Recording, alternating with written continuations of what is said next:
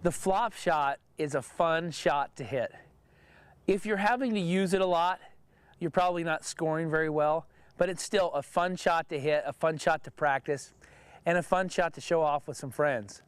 It's one of the shots that I learned growing up as a kid, trying all different shots around the green, around the bunker, around the trees in my backyard. One of the things that you have to understand is that we're taking out all direct contact from the golf ball. We're hitting it indirect, we're hitting it heavy. And because of that, we need a lot of energy, a lot of club head speed to get the ball to go a very short distance.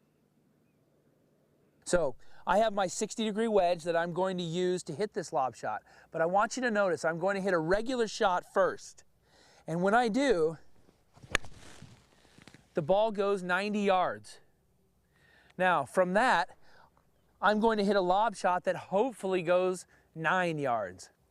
Because again, we're taking out all that direct contact. We're driving the club into the ball or into the ground behind the ball. And so it's not being propelled forward. Now to do this, we have to do a couple of things in our setup.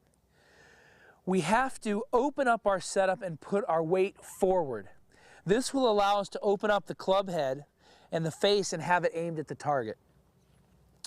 Our weight has to be forward so that we can drive the club into the ground behind the ball. What's causing the ball to go up is not this hand action. I'm not flipping my hands trying to help it up.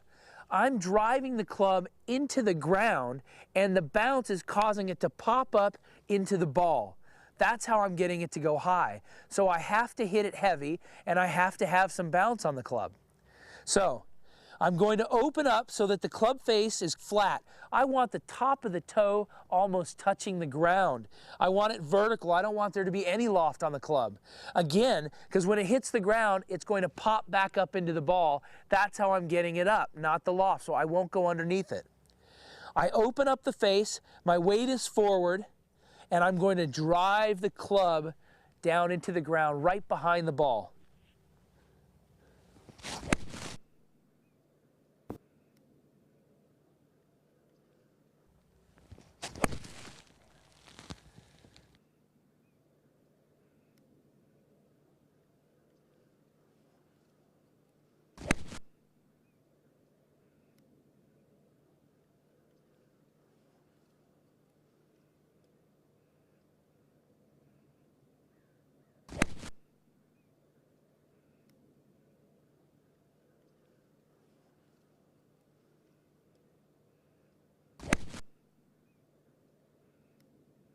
Now what's interesting is you have to assess the lie when you hit this shot.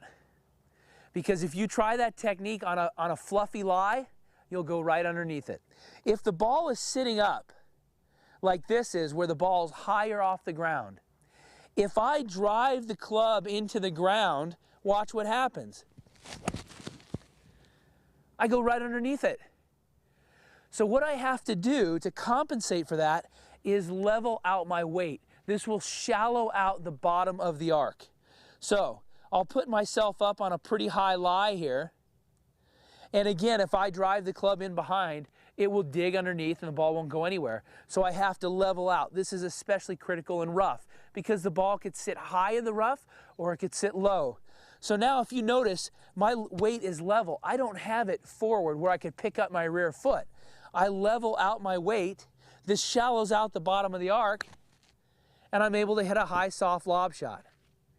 Now, if I do that on a tight lie, if I have a lie where the ball is sitting down and I level out my weight, what's going to happen? I'm going to blade it. We have to drive the club into the ground when the lie is tight. So when the lie is tight, I really have to put my weight forward and I've got to drive the club right down into the ground.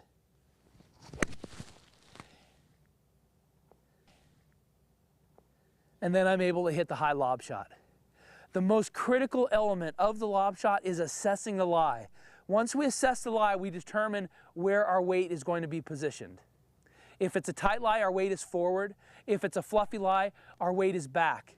But it's the same technique, the same energy, and it's important to realize how far behind the ball we're entering the ground.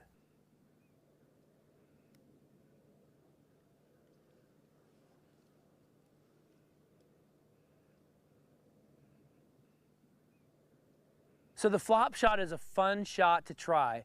And what we're doing is we're using altitude, we're using trajectory to get the ball to come in dead onto the greens.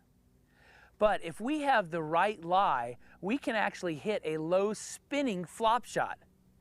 It doesn't look the same, it doesn't go as vertically high, but it has a lot of spin, and your buddies are going to wonder what just happened. And you hit it basically the same way. The only difference is I'm not going to be driving behind the ball. I'm going to come down on the ball. You can only do this when there's not grass between the ball, otherwise it will come off without spin. If you have a clean lie, you can try this shot, and it's fun. Now, because you're catching ball first and you're not having that indirect contact, you cannot use as much energy. You can't take such a full swing at it. All you do is change where you strike impact. You move it closer to the ball. So my weight is forward, the face is laid flat.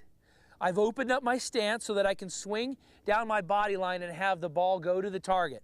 And I come in steep, and I'm able to use spin to get the ball stopped.